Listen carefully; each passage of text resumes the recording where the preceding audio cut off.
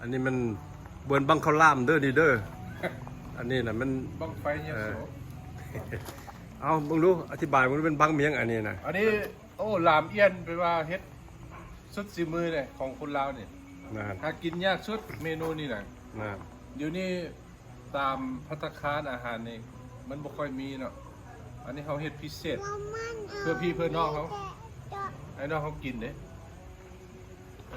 ยอดสิ้นเป็นปลาเห็นป่ะยอดสิ้นเป็นหมาเนาะยอดปลาเป็นเอี้ยนนี่นะ เอียนนี่มันเอียนเลี้ยงบุเอียนธรรมชาติบุเอียน เอี้ยนธรรมชาติ เอียนธรรมชาติครับโอ้สุดยอดเลย เพิ่นจะหาวดิ เอียนธรรมชาตินี่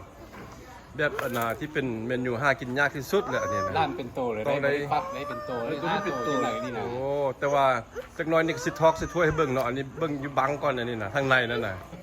ยังบ่เห็นแต่บังเบิ่งแล้วคือบังข้าวหลามแต่บ่แม่นบังข้าวหลามทอกสิถ้วยแล้วค่อยเบิ่งกันใหม่เนาะมึงดูว่ามันสิแซ่บเป็นตาแซ่บส่ำใด ติดตามตอนต่อไป ติดตามตัวไป ครับ บัดนี้มาเบิ่งนำกันเนาะว่าทางในนั่นสิเป็นอะไรเพิ่นว่าบังล่ามเอียนว่ามันเอียนแท้บ่หรือมันขี้กระเดือน เอียนล่ำเอียน ลองดู โอ้ยังก็ตายใช่ป่ะ ทอกยกขึ้นสูงได้น้อยหนึงผมจึงได้เห็นโต เนี่ยโอ้มันหยัดเด็ด โอ้ปาติโถ ของแท้เลยนี่นะสูตรโบราณนักการ โอ้ พร้อมขนาดกิน บ่มีค่าย หอมขนาดเด้อโถขนาดอยู่พียังได้กินขมหอมมันนะ อยู่ในโทรศัพท์ก็ห้อมเหมือนกัน สุดยอดกูได้กินนิ้วบ่ให้เว้าพุ่นล่ะนี่ความแซ่บนี่นะสุดยอดอันนี้เป็นซีมือของน้องสายเด้อนี่เด้อน้องสายล้วนๆน้องสายอันน่ะเพิ่นเป็นสร้างลามเอียนอยู่บ้านพัดลงเหนือได้ไหมลามเอียนนี่นะนครหลวงเวียงจันทร์ประเทศลาวนี่แหละอาหารลาวๆโอ้หอมดีกินหอมนี่แบบหอมแบบโบคือหอมอย่างอื่นนะหอมแบบ มีข้าวเหนียวฮ้อนๆ จูงใจให้กินขนาด กับกินเหมือนนี้กันคอแห้งเลย คนเดียวคนเดียว จำนำเหมือนนั้น เคยกินด้วยเผาลามเอียนเนี่ยหรือว่า โอ้ยกินเอียนไตทุกกินตลอดตะกี้ ว่าแต่อันนี้ยังไม่เคยกินจ้าเถื่อมีแต่ว่าเอาเอียนนั้นมาอบเอียนอันน่ะแกงเอียนนั้นต้มเอียนนั้นเคยกินแต่ว่าล่ามใส่บังอย่างนี้ไม่เคยกินในครั้งแรกเลยเนี่ยที่กินมื้อนี้นะแต่ว่าได้กินนี่ก็ได้กินมันนี่ก็ยังหอมอยู่ละน่าส่วนกินอยู่แล้วบ้านทอนยำกินสิกินให้เบิ่งว่ามันสิแซ่บซำใดลองมึงดูบัดนี้ซิมลองมึงดู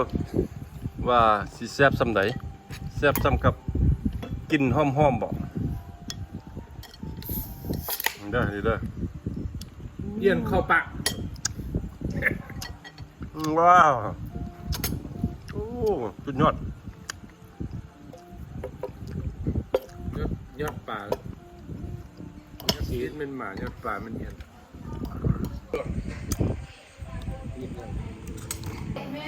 มึงรู้อันนี้อันนี้ก็มันทางเทงที่เป็นแม่ครัวมาเลยกำลังลาบปลาเนี่ยนะทุลาบปลาตองเลยนะคนสุดยอดนะอันนั้นเมนูลาบปลาตองเบิ่งอย่างมือบังแม่ให้เห็นนะแม่ลูกนางแม่บอกใกล้ประแดกลูกบอกใกล้ประแดกเด้อ สูตรลาบปลาตองลามเอียนเหมือนง่ายแต่อาหารลาวๆไม่หากินยากเลยมาทางนี้ก็เป็นแกงนี่นะผมดูแกงมีอย่างอันนี้ แกงปลาคอใหญ่ใส่ผัก แกงปลาคอใหญ่ใส่ผักผักขมผักขมเป็นตาแซ่บมั้ยอะไรก็ดี ข้าวอ่ะ มึงดูนี่มันนี่ทั้งโมเอียนทั้งลาบปลาโอ้ลาบปลาตองเลยนี่นะ แกงปลาอีก แกงปลาอีกแกงปลาข้อ พักคุ้มพักดาวคุ้ม ผักกับ แกงปลาข้อใส่ดอกคมมึงดูผักกับเนี่ย กับใบกระดิ่งใบมะฮุ่งใบมะฮุ่ง หมูอ่อน ผักกับนี่ก็บนข้องขี้ไก่ตัวนี้นะใบมักฮุ่งก็มีใบมักม่วงก็มีใบอีปิงก็มีว่า มักตัวภูมิมันบนมันตัวผ้าเลย มีมักทั่วภูมักทั่วผ้านำพุ่นน่ะโอ้ ผักนอกผักนอก เนี่ยที่เยี่ยมเพชรนี่ครับนี่จำถึง ลาบปลาตองเด้อนี่บนปลาธรรมดาเด้อปลาอื่นก็บ่แซ่บเท่าปลาตอง เกลื เล อย น้ำเกลือโปร ปลาตองสุดยอดมึงดู เข้าไม่เข้า มึงดูเข้ากับเขาไม่เข้าหอมเข้าปีนี้หอมเนี่ย เป็นยังก็กินเอิญมาปลาตองมันบางที่ปลาตองมีรูปมา นู่น ไม่มีดอกอันนี้อีกดอกพันยา มุกดอกแค่ หมกดอกแขอีกอันเนี่ย ใช่อันนี้มันเปิดไว้หรอ มึงดูต้องเฮ็ดตัวนี้แซ่บอ่ะ ผักเรื่องมาเติม โอ้สุดยอดเนี่ย จับนำลาม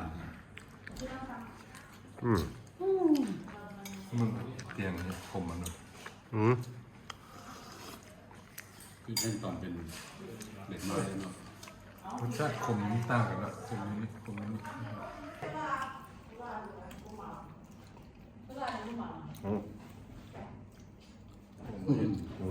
หมดเอง วิดีโอแล้วเหรอ อ้าววิดีโออ่ะนิ้วครบแล้วดูแล้วมึงมีกี่ปาสิ กินตัวนี้เอาเนี่ย อ๋อสุดยอดเลยน้องหน่อย ก็ต้องเข้าปะ ขำบักไง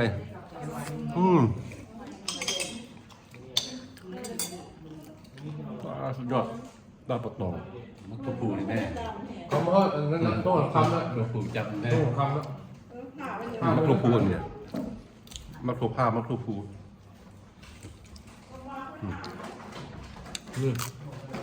นี่ดอกแครดอกแคร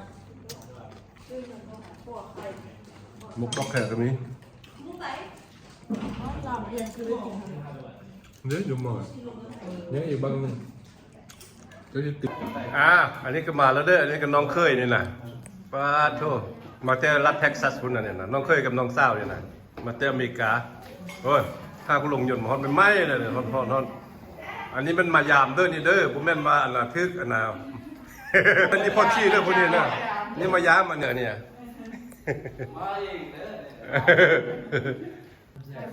อันนี้มันพาเข้า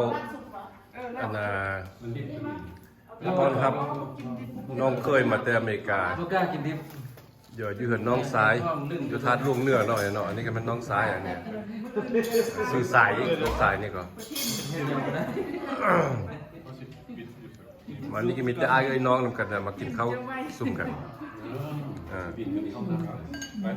มันเจ้าภาพเนี่ยน้องสายเนี่ยเจ้าภาพโอ้อันนี้ก็ขนม เนี่ยลูกคนเดียว ผักข้าวซุ่มเซลผักข้าวตอนฮับเด้อเด้อผักข้าวตอนฮับมีลาบปลามีลามเอียนมีแกงปลาคอโอ้มีผักกะก็เป็นแต่บ่คักๆคุณปะเนี่ย นี่ปลาตัว มกตาแดง ผักข้าวตอนฮับน้องเคยน้องสาวมาแต่อเมริกามายาม มันก็กินดิบ มาจากฟอร์ตเวิร์ธรัฐเท็กซัสฟอร์ตเวิร์ธรัฐเท็กซัส ลูกมันหมุนลูกมันขึ้นด้วยลูก เดี๋ยวไหนบินจักชั่วโมงมานี่นะสุกมาลงใส่เดี๋ยวมาจักสต็อป 2มาไทเป้แหละกรุงเทพแล้วมานี่ อ๋อ 2 สต็อป ใส่กันบินมียังมา อีว่า อีว่าเนาะ อีว่าอะไร ยนต์นางว่ากับโมเมนต์นนอีว่าเนี่ย อีว่า ลงยนต์อีว่ามากินพักอีเลิศไหมอีเลิศนี่ อีว่าไปเลยอีจีนอียง น้ำมันคงนี่ดีกว่าทิ้งผักขมดี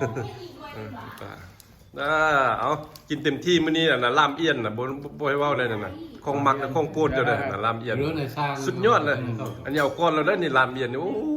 บ่ให้เว้ากินไปเลยนี่ โล ไส้เนี่ยหอมอุ้ยเลยอันกินอันน่ะเทสมอนี่ อาหารลาวๆเนี่ยโทษ มีแต่แนวโหดเลย หากินยากอาหารบุแบบบุมีค่ายบุมีกินอยู่อเมริกานะอาหารเหล่านี้นอกจากเฮ็ดเอง หาบ่เฮ็ดหาบ่ได้แล้ว รักมันเป็นต้นเลยน่ะ บุมีเอียนเลยนะ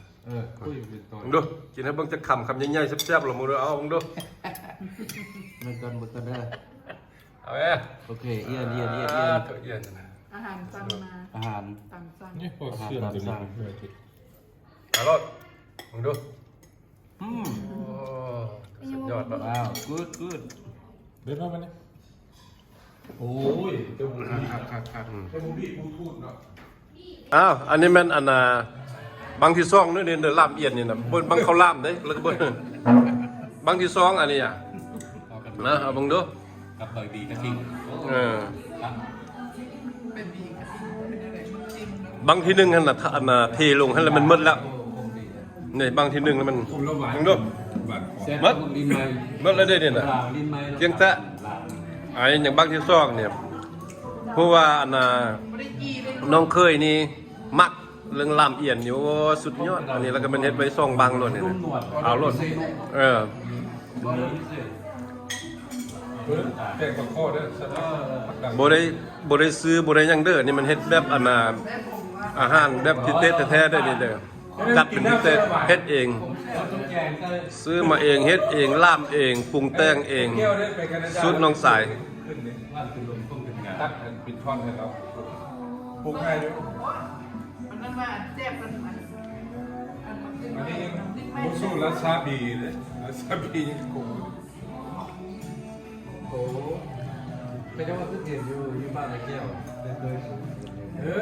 นั่นเราเป็นต้มเอเราเป็น อ้าวมาดิ เบิ่งสิเทมาเองกันนั่นน่ะ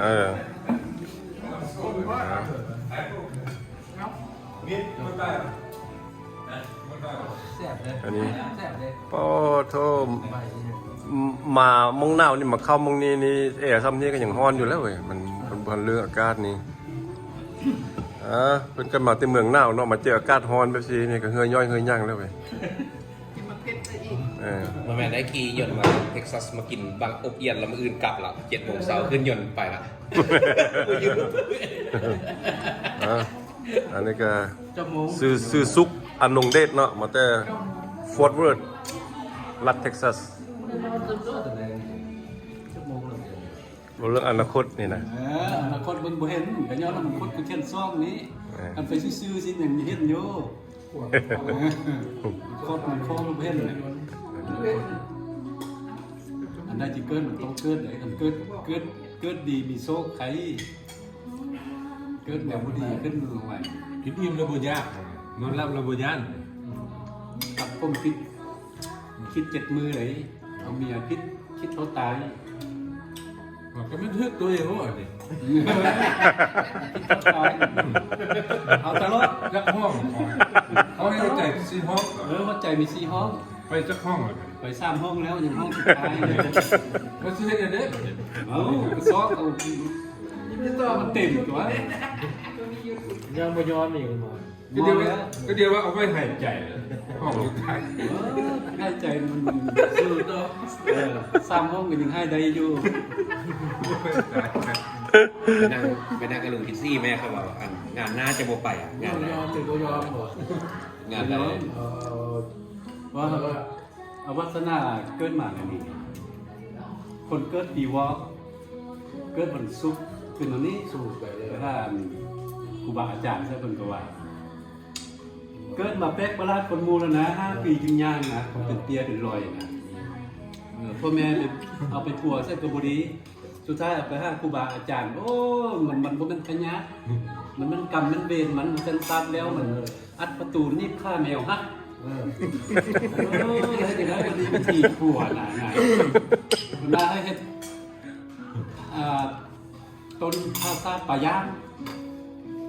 สร้างต้นพาซายังไงขึ้นให้ครูบาเหมือนเทศอย่างนั้นเอาป่าย่างน่ะ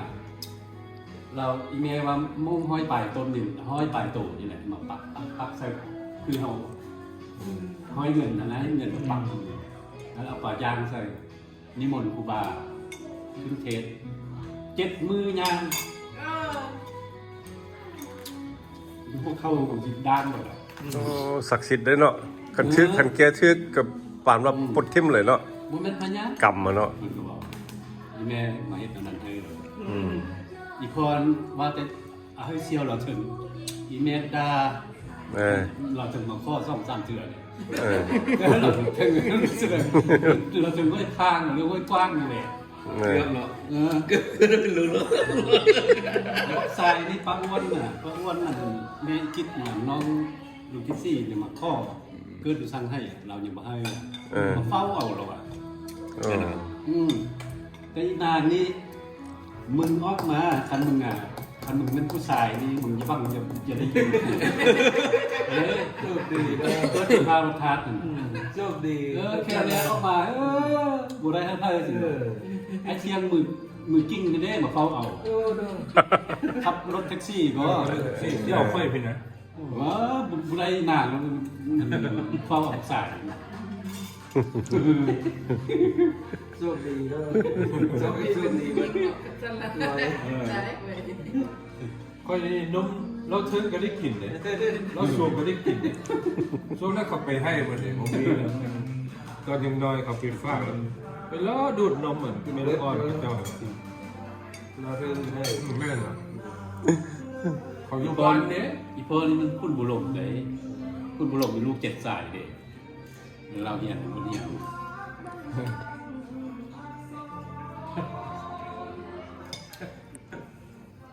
มีแต่พวกสายก็ลุงคุยมันคงบูมีซีเคิลบูมีเกิด บ่เฮ็ดคืออ้าย ถูกไหมเราเกิดมาเงินนี้ปีเราเกิดมือเราเกิดทั้งนั้นนี้ แล้วคุยอยู่ว่าเมียนั่นไปแล้ว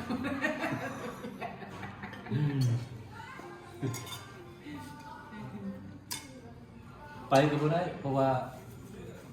เจ้าเกิดมือเกิดมาใส่กรรมนั่นเลยไปใส่บ่ได้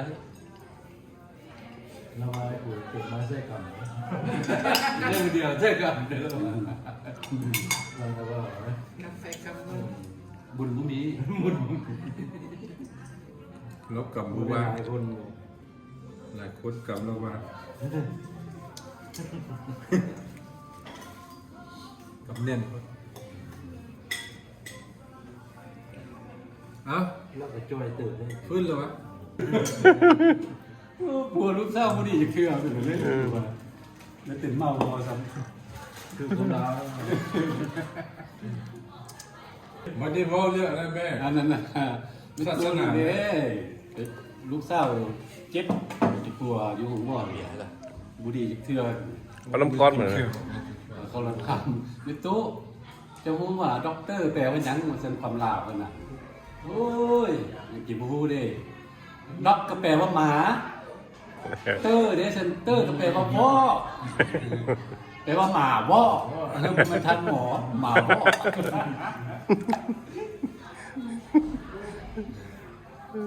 คือความ ปานนั้นเราถึงบวชนั่นแหละคือมันซื่อนบพูแล้วมันเฮียนนั่นมาบวชกันน้อยได้10 ปี11 ปีเอ้ย13แล้วมาบวช ลายประเดียวนะ มาครูบาสอนคือนะโมตัสสะภะคะวะโตอะระหะโต4 เทื่อ5 เทื่อเอาเขาเองบัดนี้นะบ่ออกจ้าเทื่อความปึกของสตูระว่าตามึงก็ปึกมันมากหยังมึงเคยปลูกอยู่ให้อยู่สวนน่ะโดยนะแตงตาซามึงเคยปลูกกับแตงเนี่ยมึงบ่ได้ปลูกมะโง่เลยหน้าแตกตาสาโอ้ยมันสนุกเลยเศร้าปุ๊บเอาแท้เอาว่าโอ้ยเซ่สตูทางขน้อยมาปลูกอีสังอยู่ไห้มากอีสังขน้อยเคยปลูกจากมันแป้งหน้าแตงตาสา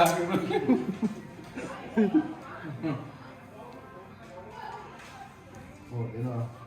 โอ้เราไม่ได้หัวมันนะ มันก็ว่าโอเคก็ขอเอ็น จีซีเอ็นเดี๋ยวเนาะเอ็นก่อน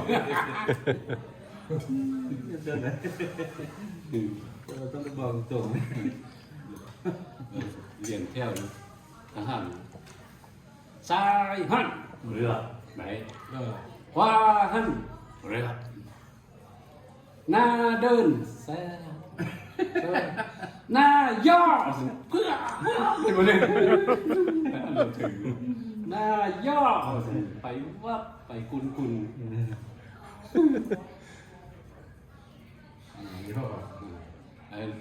ร้อยตีกับร้อยโทจวบกันหน่ายข้ามก่อนอันนี้สั้นได้เท่าไหร่ร้อยตีมึงหันลิ้นบ่เป็นน่ะร้อยตีต่อไปร้อยทูมันค่อยบอกกันเอาอย่างไหนหายเอาการลิ้นเอาว่าไหนว่าหันลิ้นบ่เป็น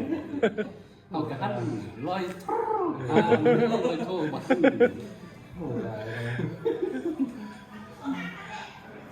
อ้ย เลื่อนหลังถึงล้วนเอามึงเก่งกูจะทายมึงบ้างอันเอามึงฮีมนี่แป้นลงนำนี่เป็นยังมันจุ่มเอ้ยสะบัดมันก็มาถ่ายกูเอาบนหน้ากับมันหนักไม่ใช่นะมึงฮีมมันหนักนั่นแหละมึงจ้าปนันใดลอยเอ๊ะมึงว่าเป็นยังก็มันลอยน้ำบ่เป็นกูโยนมึงลงน้ำนี่มึงลอยเป็นบ่น้ำนี่จมใต้นี่มึงลอยน้ำบ่เป็นจมบ่ฟู่ ตลาดหมดเลย ควายดำกับควายดอนนี่ซี่กันเกิดมาเป็นควายช่างเฮ้ยควายดำกับควายดอนซี่กันเกิดมาเป็นควายช่างเอ้ยกับสีดำมันแห้งกว่าสีดอนสีขาวมันก็เป็นควายดอนอันนี้มึงแห้งจ้าอันนี้เป็นไงมันเกิดมามันก็เป็นควายน้อยกูไม่ได้ถามมันเป็นสีเนี่ยเป็นควายเนี่ยเป็นควายน้อยจะบอกว่าบุพเพร้อยตีเนี่ย ตลาดก็มองที่ต่อเลยคนนี้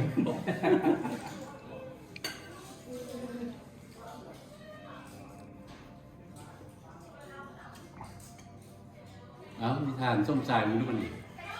โอ้มี อ่ะกินข้าวอิ่มแล้วกันมันห้องเพลงแล้วเริ่มมาเนี่ยนะว้าว แต่เป็นสิ่งที่น้ำใจเป็นน้ำตาเนื้อล้นช่วยเหลือเมื่อยามยากจนหน้าบุญสอนยังคนนี้เสียใจต้องตัดสินใจโอ้ยข้ายูทูบเบอร์กันหลายต่างคน